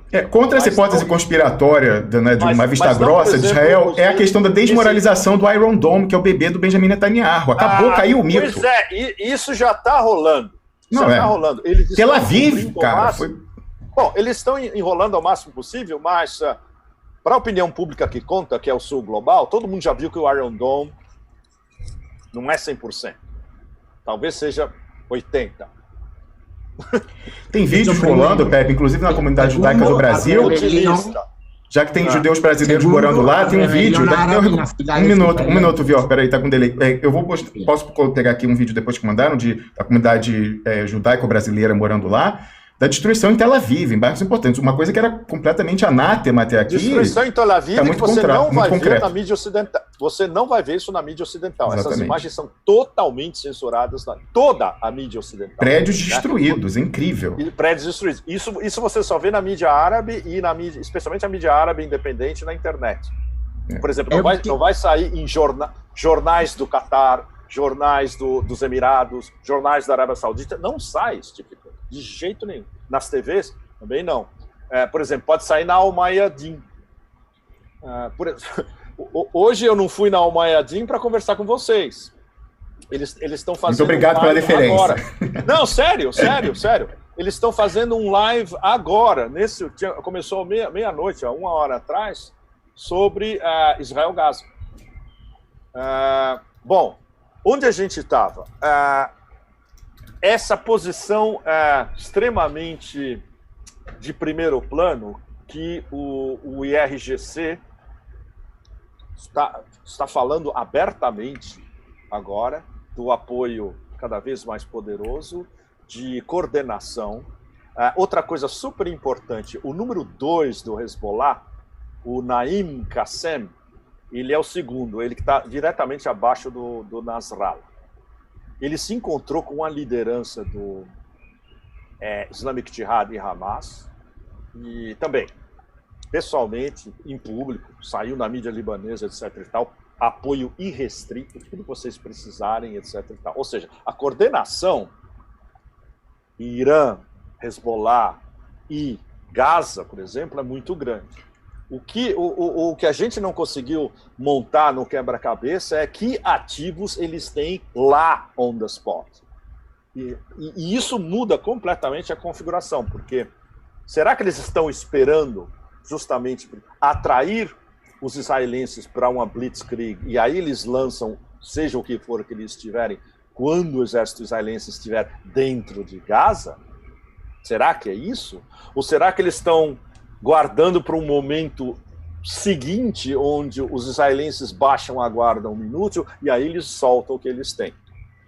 Acho, Pepe, diga. Acho a outra possibilidade é que eles estejam esperando para a implosão política da situação dentro de Israel. Mas vai demorar muito. Mas estou lendo agora leo no Jerusalem Post, agora, Fear over Lebanese Intrusion Grows. Ou seja, as passeatas que estão procurando entrar pacificamente em Israel. Desde Líbano. Teve hoje uma na fronteira com a Jordânia. Não, teve uma na fronteira com a Jordânia enorme hoje. Enorme. Tinha mais de 10 mil pessoas na fronteira, no Allenby Bridge, como eles chamam. Né? Eles chegaram do lado da Allenby Bridge e os israelenses caíram em cima. Exatamente. Tem a Cisjordânia, passeatas na Cisjordânia. Tem Lod, todas as... Sim. A resistência árabe interna. Acho que toda a situação, no contexto da crise política israelense, pode gerar um clima que obrigue Israel a negociar. Mas eu acho impossível porque eles não negociam. E isso o próprio Bibi já falou. E o chefe do IDF também, acho que há um limite, né? Bater pesado é aqui e um massacre indiscriminado é aqui. Eles vão chegar só a esse ponto porque eles estão olhando a opinião pública internacional. O que eles têm do lado deles? Eles têm os Estados Unidos e, obviamente, os lacaios da Europa Ocidental. E o resto do planeta inteiro sabe exatamente o que está acontecendo. Ou seja, isso eles vão ter que evaluar até que ponto a gente quer apenas ser um lacaiozinho vagabundo do Ocidente, ou, por exemplo, as nossas novas relações com países árabes, incluindo aqueles 4 que assinaram. Vocês lembram, né? Os 4 países árabes que assinaram acordos com Israel, etc., vão cair fora. Inevitavelmente, especialmente depois disso, vão cair fora. E o fato de que agora o mundo islâmico inteiro é Israel e o mundo islâmico inteiro do outro lado. Isso está mais do que... Quando entra Gaza e a possibilidade de um massacre, que é o que a gente está na berlinda de um possível massacre, chegou a esse ponto. Evidentemente, esse povo é autorreferencial. Eles só falam com eles próprios. E isso... por exemplo, eu coloquei no meu canal do Telegram, que é o melhor artigo dando o background do que está acontecendo, que é uma coluna do Miko Peled, que ele escreveu para Mint Press News. Eu conheci o Miko, eu conversei muito com ele, ele me deu o livro dele de presente, O Filho do General, que é muito legal. Ele é filho de um general da IDF, ele era do exército, caiu fora, virou vazador, e um ativista de direitos humanos, e é um dos críticos mais capacitados de toda essa demência zionista, porque ele viveu isso por dentro. Ou seja, ele não tem como os israelenses o desqualificarem. É absolutamente impossível. Então, ele tem uma autoridade de quem estava dentro do sistema e que pode falar como o sistema funciona. Né? Ô Pepe, uma observação. O seu canal no Telegram é incontornável para quem quer se informar sobre isso e sobre a geopolítica de uma forma geral, e há muitos fakes, né? Se a pessoa buscar Pepe Escobar, a primeira opção vai ser um fake. Então, atenção, você que está nos assistindo, lá em duploexpresso.com, o primeiro link na descrição do programa de hoje, como todos os programas que a gente tem o Pepe, é aqui o link para você poder seguir o verdadeiro canal do Pepe Escobar. Tá lá. Ô Pepe, olha só, essa crise... Muito obrigado, Rômulus, porque isso está começando a virar um problema sério. Claro. Tem um monte de gente me perguntando, qual é seu canal no Telegram?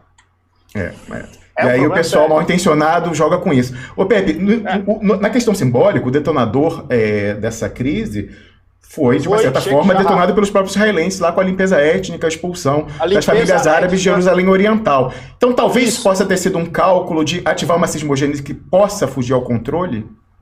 Não. O cálculo foi, vamos fazer uma provocação que pode, inclusive, chegar ao ponto principal para eles, que é Al-Aqsa, como chegou. Lembre-se, a provocação começou no bairro de Sheikh Jarrah, e segunda-feira ela já estava em Al-Aqsa, e é isso que o final da coluna do Miko, quando eu li a primeira vez, eu fiquei estarrecido, porque ele colocou a opção apocalíptica sem como é que chama, freios. Ele falou, é bem possível que esses caras estejam querendo mesmo a destruição da mesquita de Al-Aqsa. Que na cabeça apocalíptica deles, aquilo ali tem que ser o templo. Não pode ter Al-Aqsa no lugar do templo. Entende? Então, na cabeça desses zionistas mais... Bom, não é nem mais extremo, é o extremo do extremo do extremo, é isso, sem dúvida. É importante ver como isso foi derivando de uma limpeza étnica num bairro do leste de Jerusalém, importantíssimo, que é um bairro histórico do leste de Jerusalém. É onde eu ficava quando eu ia para Jerusalém. Eu ficava no American Colony Hotel, que é no bairro de Sheikh Jarrah, e era a 5 minutos a pé da Orient House, que é uma casa otomana do fim do século XIX, lindíssima, que era o centro cultural de Jerusalém Leste. É onde iam todas as grandes famílias, é onde os diplomatas se reuniam, onde eles faziam cerimônias, onde tinha banquetes.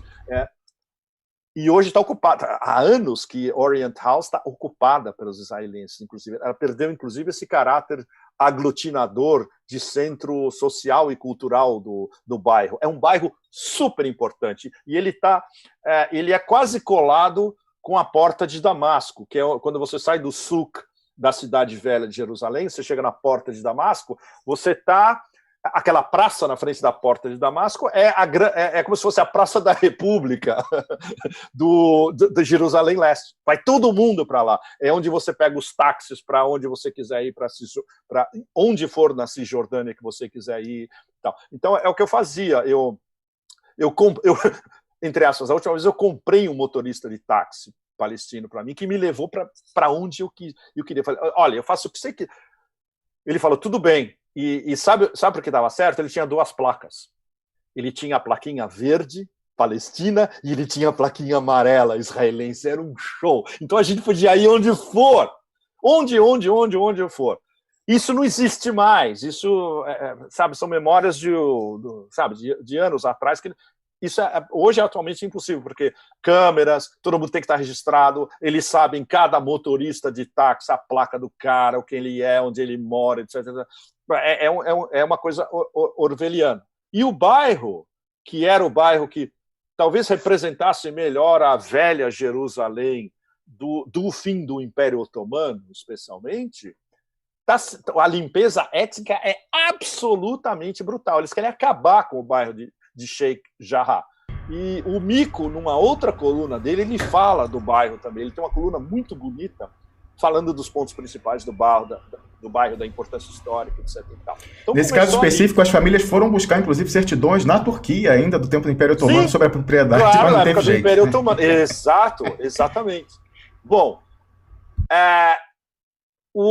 a repressão foi tão pesada em cima dessas famílias que estavam sendo intimadas a esvaziar suas próprias casas, o processo de limpeza étnica, os protestos começaram em Sheikh Jarrah e chegaram à mesquita de Al-Aqsa, em coincidência com o Ramadã, praticamente.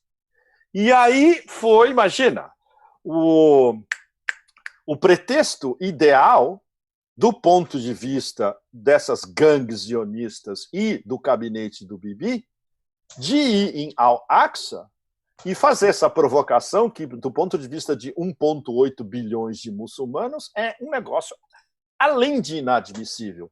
É você tacar granadas de gás lacrimogênio dentro da mesquita, que é o 3º lugar mais importante do Islã. E para muitos é tão importante quanto o Meca e Medina, e é mesmo, sem dúvida. Por exemplo, tem fotos em toda a mídia árabe espalhado, tem um vitral lindíssimo e com o buraco de uma granada que um soldado jogou, quebrou esse vitral. É a mesma coisa você quebrar um vitral em Chartres ou em Notre-Dame, na França. Sabe? Eu estava vendo nos arquivos a gente assina o arquivo da AFP. Ontem eu estava passando o arquivo da AFP, tem fotos absolutamente horrendas, que não saíram na imprensa ocidental, de soldados israelenses batendo em mulheres e senhores dentro da mesquita. É um negócio absolutamente, além de horrendo, né?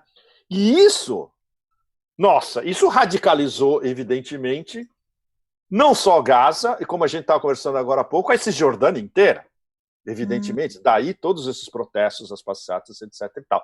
Era o pretexto justamente que eles queriam, porque eles sabiam que isso iria reverter em eventuais ataques de Hamas e de Islamic Jihad, e criaria o pretexto para Blitzkrieg e para o que já está rolando, que é esse mini choque-nó, essa barragem infernal, né? Ô Pepe, enquanto você segue falando, eu vou colocar aqui na tela o vídeo de um brasileiro judeu lá de Tel Aviv, mostrando o custo, mais uma vez testando aqui os limites, porque como você falou, essas imagens não serão vistas em nenhum veículo da mídia ocidental. Essas imagens não vão ser vistas no Inclusive Ocidente, serão exatamente. invisibilizadas em Facebooks, Twitters e YouTubes da vida. Então vamos desafiar aqui mais uma vez. Você segue falando, eu vou colocar aqui o vídeo. Isso aqui... o que eu vou falar vai completar isso, porque é uma informação que a gente confirmou, acho que mais ou menos no meio da semana, e é muito importante. Aparentemente, a ideia original do gabinete Bibi era uma ofensiva contra o Hezbollah. Certo. Eles estavam em preparação, organizando toda a logística. O Hezbollah, evidentemente, que é muito... A inteligência do Hezbollah é um negócio super sério. Eles pegaram das fontes corretas. O Hezbollah começou, inclusive, a anunciar que estava...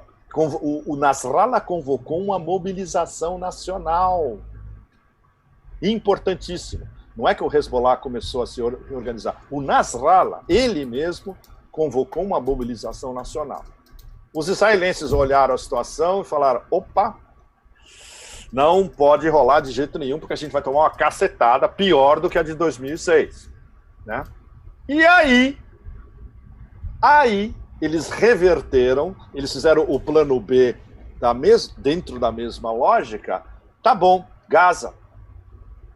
Ou seja, tudo isso subordinado a essa lógica demencial eleitoral de um cara que está a ponto de ir para a cadeia e que é um gangster reconhecido.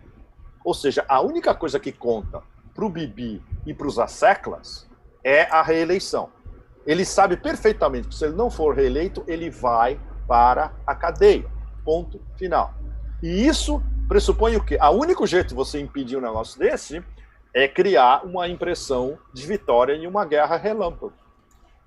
Com o Hezbollah é absolutamente impossível, e isso os próprios americanos certamente suspiraram. O Deep State suspirou no ouvido da IDF e do Mossad. Escuta, vocês vão tentar isso com o Hezbollah? Vocês vão dançar pesado. Pepe, uma pergunta, pensando estrategicamente. Gaza é muito mais fácil. Esse dilema, né? É aquela história ainda do Bob Dylan. When you got nothing to lose. When you got nothing, you got qual é o problema? Não lose. há possibilidade, talvez, o Benjamin Netanyahu esteja acenando com uma deriva irracional para tentar descolar um golden parachute, um paraquedas de ouro, dourado para ele, falar, olha, para sair de cena tem que dar uma blindagem jurídica, penal. Não, bom, eu gosto da hipótese, Rômulus, mas vamos tratar como hipótese. Eu estou tentando só ver os facts, os famosos facts on the ground, certo. Os fatos no terreno. E tá faltando peças do tabuleiro. A gente não tem o jogo inteiro. A gente conhece já a motivação, a gente conhece a agenda, a gente conhece o target final, a gente sabe o que o Bibi e o gabinete querem. O que a gente não sabe é até que ponto essa coordenação da resistência em Gaza com o eixo da resistência, dessa vez pode ser um game changer. Isso a gente não sabe ainda. Esses primeiros dias, os israelenses tomaram um susto enorme. Eles não esperavam nada do que está acontecendo. O que denota uma falha de inteligência brutal, né? Uma queda de qualidade da inteligência brutal. Exato. Isso prova que Shin Bet não tem ninguém entre por exemplo, entre as instâncias decisórias e os backers financeiros, tanto de Hamas quanto de Islamic Jihad. Simples. Simplíssimo. Eles podem ter no Irã. Eles têm um monte de quintas colunas no Irã. Basta ver como é que eles conseguem apagar cada cientista nuclear lá quando querem. Pois é, eles conseguem apagar cientista, como é que chama? Tiroteio de motocicleta, tudo que você possa imaginar. Mas em Gaza eles não têm uma inteligência à prova de bala, literalmente. Isso é extraordinário em si. Eu gostaria de ver uma análise obviamente teria que ser uma análise local, de alguém de Gaza, um cientista político de Gaza, ou o Marwan Barghouti, por exemplo, seria um cara que seria capaz de fazer essa análise. Até agora ele não escreveu nada, por enquanto. Como eles são capazes de blindar o que eles querem fazer de todas essas incursões de intel dos israelenses. Bom, isso acho que deu para vocês mais ou menos uma parte do quebra-cabeça, né? Bom, aí 2 ou 3 perguntas. Primeiro, sim, o Putin já falou hoje, o que está acontecendo perto demais da Rússia. Nós não podemos ficar calados. claro. Número 2, eu li, não lembro onde, que o Zarif está negociando com os cataríes para intervir na crise. Sim, porque Qatar e Hamas... Exatamente. Por isso. Ou seja, quais são... E acabo de ler o representante americano, Harry Amr, acaba de chegar para Israel, para começar a negociar. Quais são as perspectivas de negociação? Vior, se os americanos não exercerem qualquer tipo de pressão barra pesada, esse negócio não acaba. Todo mundo sabe disso. Agora, até que ponto essa administração que o Bibi odeia, para começar, ele não vai escutar o que esses caras vão falar. Número 1. E o Sheldon Adelson? O Sheldon Adelson? Mas para esses caras não interessa. Para os círculos do Sheldon Adelson, o que interessa é a destruição absoluta da Palestina. Entende? O Putin é outra história. Se o Putin liga para o Bibi e bota literalmente aquele membro na mesa, a história muda de figura completamente. Isso não aconteceu ainda. Os russos estão avaliando o terreno. Você partilha daquela visão do nosso amigo Andrew Korybico de que há uma cooperação tácita entre o Putin e o Netanyahu, histórica? Não, é muito... Olha, eu gosto do Andrew, mas é muito mais embaixo. É muito mais embaixo. É bem mais complicado. Bem mais complicado. É a mesma coisa de você falar de cooperação Putin-Erdogan, que é complexíssima em N níveis. Ou cooperação Putin-Mohammed bin Salman, ainda mais complexo. Entende? Não dá para resumir nenhuma dessas possibilidades de entente cordial assim com uma fórmula. De jeito nenhum. No caso Putin-Bibi, é o Putin alertar para o Putin é o único que tem a estatura política, geopolítica e moral para alertar para o Bibi de, olha, você quer uma conflagração regional por causa dessa sua demência? Você vai ter. E você vai ficar sozinho e você vai dançar. Você vai querer jogar de sanção? Tá bom, prepare-se que vai cair tudo na sua cabeça. A minha leitura é que o Putin é o honest broker no Oriente Médio. Ele manda real para todo mundo ali. Broker. Correto, Romulus. E ele é visto por todos os players como um honest broker. Não tem ninguém que olhe para a diplomacia russa e fala, não, esses caras vão fazer um acordo e vão quebrar no dia seguinte. Que é exatamente o que todo mundo sabe, o que os espera se eles tentam qualquer tipo de diálogo com o Império. Então isso muda a figura completamente. Ou seja, você mandar um enviado americano para Tel Aviv, não muda absolutamente nada. É um lacaio. É a história do Kissinger com o Nixon na China. Um lacaio. Né? E os caras que apoiam o Bibi dentro do Deep State, agora eles são minoria, por causa do câmbio de administração, né? E, por exemplo, não se esqueça, qual é o objetivo pelo menos o objetivo teórico de política externa da administração Biden-Harris no momento? O JCPOA. Veja bem, está correndo o relógio, falta 2 semanas, é muito pouco, está parado. As discussões em Viena estão mortas, porque chegou aquele ponto onde os americanos têm que fazer concessões, eles não querem. Eles querem fechar um deal sem fazer concessões. E isso todo mundo sabe. O Ayatollah Khamenei já falou, todo mundo já falou, olha, volta a 2015 ou não tem nada. Então, isso não vai mudar. Então, pelo que a gente está vendo, não vai rolar um JCPOA, como é que chama? De volta, daqui a 2 semanas. Né? E isso já cria mais uma derrota política e diplomática para a administração Biden-Harris, que aí vai ser crucificada ainda mais pelo Deep State, falando, tá vendo?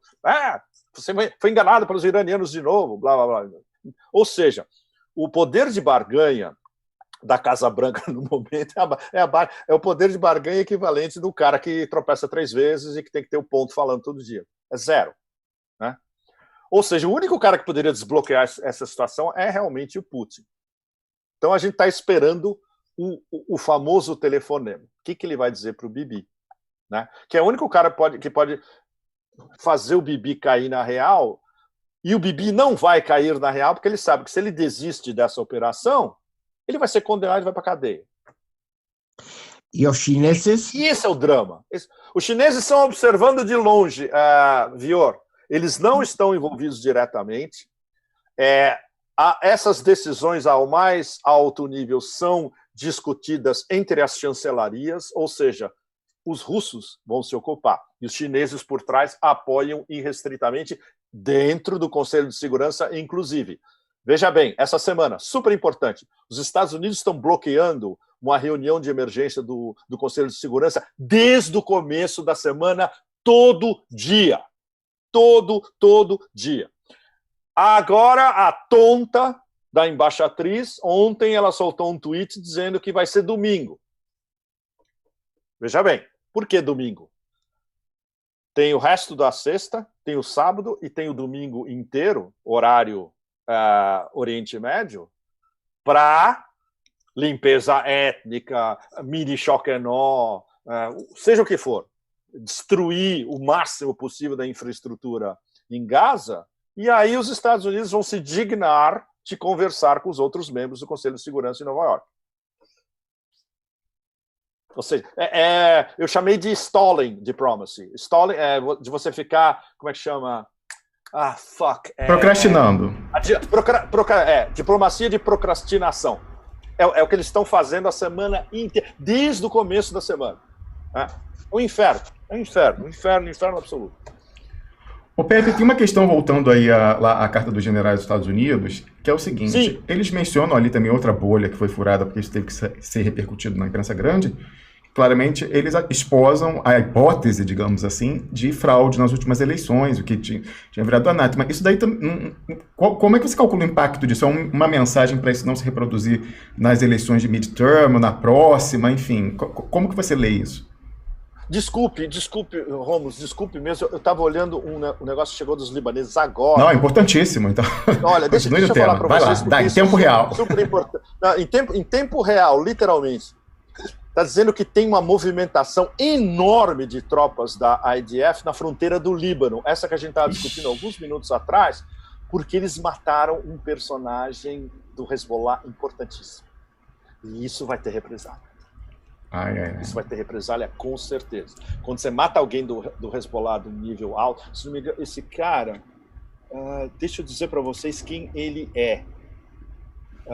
Deixa eu ver se eu tenho. O nome dele é Mohammed Tahan. Mohammed Tahan, se não me engano, ele é. Peraí, não diz o que ele era no Hezbollah, mas ele tinha um papel importante dentro do Hezbollah. Não era o responsável político do Sul? Sabe que é possível, Vior? O nome, eu não lembro desse nome. Mas é bem possível. Eu lembro. Você lembra? O que? Você lembra do nome dele? Eu lembro o nome, sim, não lembro da função. Acho que era o responsável político, não militar. Não é, descobri. Que é o responsável político. Não é. É reservista do Hezbollah. Ah. É um reservista do Hezbollah, mas um reservista importante, que tinha um papel importante antes. Ou seja, um cara super considerado pela liderança. Não tem importância que ele seja um reservista agora. Onde mataram ele? Na fronteira Líbano. Na fronteira própria. Nessa fronteira que eu estava conversando com vocês agora. Na marcha pacífica. Líbano, sim, essa fronteira não tem o muro que agora já deve estar todo pronto, construído pelos israelenses, e é diretamente o sul do Líbano faz fronteira com a Palestina ocupada cara a cara. Eu já li, acabo de ler, sim, que Metulá está em estado de emergência. Sim, verdade. Isso aqui veio aqui agora há pouco. Exatamente, correto. Rômulus, desculpe, você fez uma pergunta, não? Não, mas eu continuava nesse tema, inclusive é importante que você esteja monitorando em tempo real se a gente não tem uma deriva incontornável que entra naquela lógica aí de feedbacks, enfim, irracionais que podem levar a resultados imprevisíveis. Mas o que eu tinha te perguntado é o seguinte, uma bolha também que os generais aí estouraram, esse do manifesto, não foi só a questão da saúde do Biden, foi também a desconfiança quanto ao processo eleitoral do último ciclo. Isso, em alguma medida, pode ser uma dissuasão contra a tal da reforma em nível federal, que os democratas queriam para o processo eleitoral, encampando a competência dos estados de legislar sobre isso, onde eles conseguiram fazer essas coisas. Sem dúvida. Você acha que isso aí pode dar um freio? Já é um balão de ensaio, Rômulo, sem dúvida. E olha, hoje, entre ontem e hoje, estourou um negócio importantíssimo. Eles fizeram uma recontagem no condado de Maricopa. Um dos maiores, né? Acho que é o segundo maior depois de Los Angeles, no Arizona. Pois é, adivinha o que deu? Ai, mentira. Sério? Deu o quê? Adivinha o que deu? Ele não ganhou o condado de Maricopa. Já saiu isso, oficial? Saiu, que puta, deixa eu ver. Eu tenho isso aqui em algum lugar, deixa eu ver se eu consigo achar agora. Nossa, isso é uma bomba, inclusive porque... É uma bomba. Me dá só um minuto, porque eu preciso descobrir onde está isso. Peraí.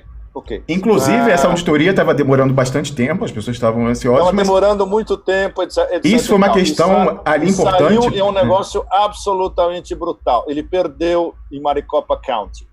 Ô Pepe, você sabe que o pessoal, os mais entusiastas do Trump ficaram revoltados quando a Fox News, em primeiro lugar, falou foi o Arizona, Maricopa e tal, e fizeram a projeção. Eu lembro.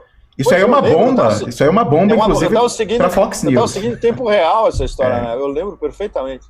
Ali era determinante isso. Bom, peraí, deixa eu ver. Muitas pessoas ridicularizaram as desconfianças. A gente até aqui trouxe aquela altura, falando o seguinte: olha, a prova conceitual de que houve fraude é em conteste, diversos locais, aquela coisa, pessoas mortas votando, e não sei o que. Agora, a discussão que há é se aquilo foi uma coisa sistemática e numa escala possível para alterar o resultado. Esses generais que assinaram com os nominhos lá esse manifesto subscrevem essa hipótese. Agora, combinado com esse resultado de auditoria do Maricopa, o condado de Maricopa, que é o segundo maior depois de Los Angeles, e determina para que lado vai o estado do Arizona, que foi... O estado do Arizona, pior ainda, olha o que aconteceu.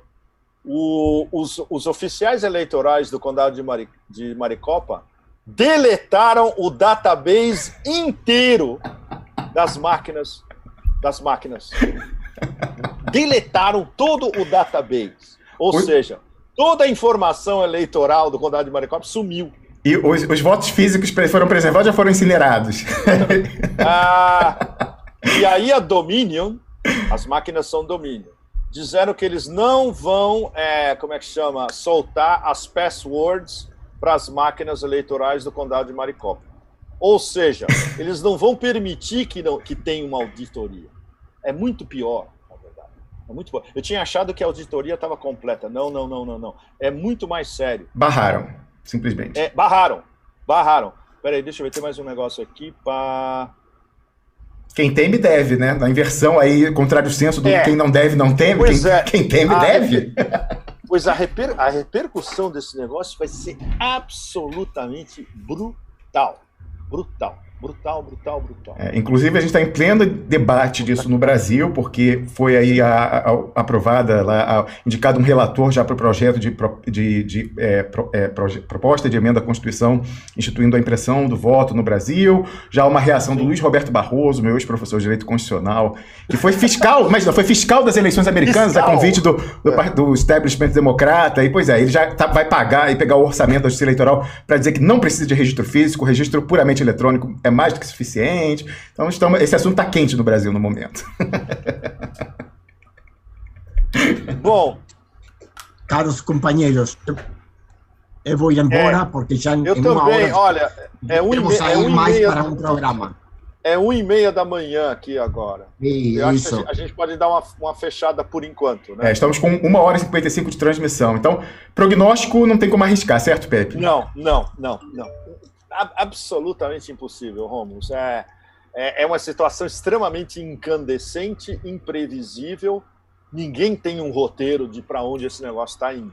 Tá realmente fora de controle. Está fora de controle de todo mundo. O Antônio Guterres da ONU, nossa, ele está em desespero absoluto. Ele está contemplando a impotência cósmica da ONU, né?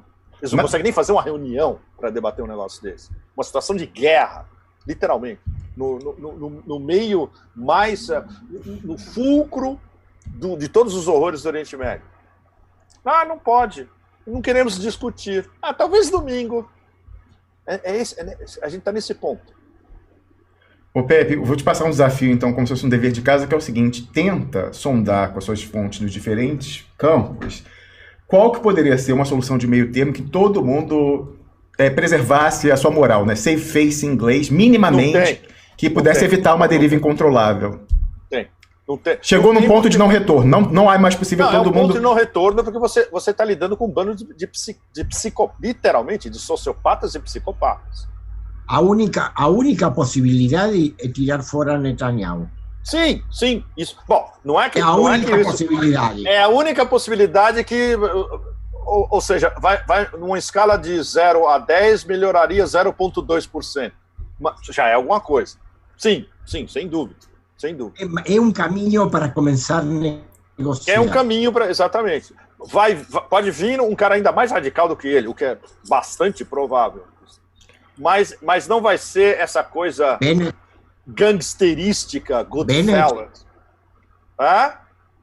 Bennett. Exatamente. Pois é, esse cara é um psicopata também. Não tem muita diferença. Muito bem. Não vai vir um moderado. Não tem como.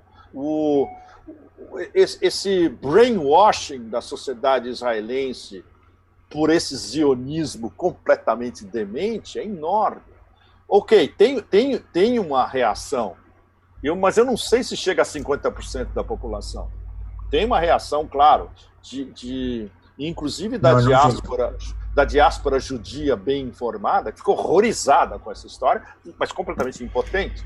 Mas tem que ver se esse pessoal não fica vendido, Pepe, com as imagens da destruição em Tel Aviv. Quando você sair aqui, vocês saírem, eu vou colocar o vídeo com o áudio dos brasileiros ali mostrando a destruição de um prédio por completo vizinho e, em boa medida, do apartamento deles. Isso aí também é algo que a gente tem que ver a reação, como isso vai bater se o pessoal não fica vendido. Como isso, exatamente. E também na sequência, Pepe Escobar, eu vou comentar aquilo que a gente conversava em off antes de entrar, que é uma entrevista do Fernando Haddad num podcast aí muito importante, deu 1 milhão de visualizações em 24 horas, da direita, que eu acho que ajuda a gente a discernir o que está acima do jogo de superfície de aparências sobre a sucessão no Brasil no ano que vem, levando em consideração que o hemisfério ocidental, né, mais do que nunca, é imprescindível para o Império. Ele estava atarantado, como ouviu ao falar. Está atarantado, não tem uma estratégia clara, mas o certo é que ele não pode prescindir do domínio no seu quintal. O que o Vior nos explicou da Colômbia, nossa, torna-se ainda mais crucial. E agora domingo chega Chile. E a Chile domingo, né? Exatamente. Vior, uma última pergunta, olha só, sobre essa questão da Colômbia. O Piero Lair está nos assistindo remotamente aqui. Ele perguntou em que sentido você considera o exército colombiano mais forte que o brasileiro, porque em número de oficiais e em orçamento do Brasil é maior. Sim, na capacidade demonstrada de combate, na experiência e na avaliação do mando. Na avaliação internacional do mando. Certo, então você está falando controle de terreno numa conflagração quente, né, que estão ali há 50 anos. Sim, também existem avaliações internacionais da capacidade do mando. O mando colombiano tem uma alta avaliação. Certo. Ô Fiore, então, só antes de terminar, você falou do Chile, a gente não tinha coberto ainda. Uma avaliação brevíssima aí, para já deixar um convite para retomar isso na próxima semana. Tudo vai depender da percentagem de concorrência. Tem 3 eleições. Tem a eleição constituinte, pela primeira vez, a eleição para governadores das regiões, tem eleição... Ixi, peraí, travou. Eleição para as regiões... Nos distintos níveis, as previsões são diferentes. Mas ok. O problema fundamental, falam os amigos chilenos, a questão fundamental é a percentagem de concorrência à votação. Como assim? Explica. Percentagem de concorrência, como assim? Você fala comparecimento do eleitorado, é isso? Comparecimento às urnas. Comparecimento às urnas. Sim. Ok. Certo. Esse é o dado fundamental. Muito bem, e a gente continua na semana que vem, lembrando que se você quiser acompanhar os desdobramentos graves no Oriente Médio em tempo real, vá para o canal do Pepe Escobar no Telegram, o verdadeiro, não busque Pepe Escobar no Telegram que você vai na contrafação, o verdadeiro, o link está lá em duploexpresso.com, o primeiro na nossa descrição. Bárbaro, obrigado, Rômulo, isso é um serviço de utilidade pública para as pessoas. Inclusive, o segundo link é o grupo de discussão do Eduardo Jorge Viola no Facebook, então os dois lá na descrição do programa. Caríssimos, muito obrigado. Vou ficar aí atento no Telegram se tiver alguma coisa, vocês me mandam. Vocês. Ficam na retaguarda junto com o Piruline. Se tiver alguma bomba, me informe aqui que eu dou em tempo real pra galera. Tchau. Obrigado. Obrigado a vocês todos. Tchau, tchau. Muito bem. Conversamos aqui, eu colocando a tela de espera enquanto a galera vai saindo aqui. E a gente passa então para aquelas imagens que eu prometi, né, com o áudio lá, imagens dramáticas de Tel Aviv, que o R.M. Silveira, ele que é um entusiasta do Ciro Gomes, mas um entusiasta crítico. Inclusive, cobra sempre que pode a posição do Ciro Gomes sobre a participação de Roberto Mangabeira Unger no Umbrella Deal original, não é ucraniano, não. Umbrella Deal original, lá de 1992, celebrado clandestinamente em Nova York por Roberto Mangabeira Unger,